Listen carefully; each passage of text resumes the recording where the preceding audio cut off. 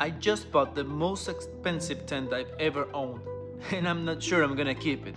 Alright guys, this is our first YouTube video. Welcome to the channel. I'm Luis. This is my 2019 Toyota Tacoma. It's been with me for 6 years. It's been through hell and back. It's my daily, my work truck, my gear hauler, my overland rig. It's basically part of the family at this point. I took some time off the builds to focus on something a little bit more important like my growing family. But now we're back and it's time to rebuild and redesign this truck to make it more family friendly for camping, traveling and exploring. There's a lot of changes happening behind the scenes, like the new canopy setup, the custom rack I designed myself, some electrical upgrades we're making, so we'll get to all of that in future videos. Today's episode is about this thing right here, a Baroud Odyssey rooftop tent. I just bought it, I installed it myself, yes, solo, with a forklift. And I want to give you my first impressions before we hit the road. Out of the box, this rooftop tent feels premium. You got a solar fan, a decent mattress, aluminum ladder, and everything mounts super clean. But I'll be real here, there are some things that I'm not convinced about yet. We'll get to that later.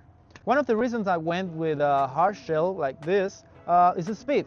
You pop a couple latches and this thing opens itself, literally. Gas struts do all the work. Installing it though, it's around 150 or 145 pounds and I had to use a forklift to get it there, but yeah, it's not light, but it's not the heaviest. I mean, this is the middle of the spectrum. Inside the airflow is great.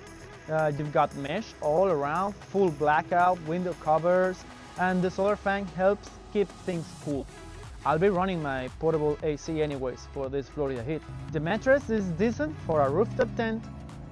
Not memory foam luxury, but way better than some other I tried. Now here's what I'm watching out for. It takes up most of the roof, so I'm giving up space I used to use for storage and for the fixed solar panel. But that's not an issue I can't solve.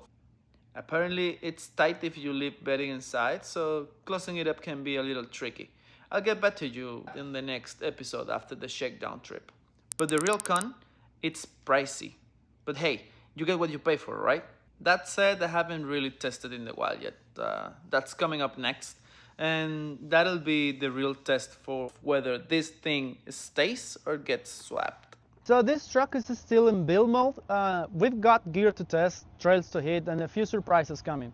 If you are into DIY projects, camping gear, and real-world reviews from someone who actually uses this stuff, hit subscribe. And if you like seeing a Toyota get abused in overall competitions,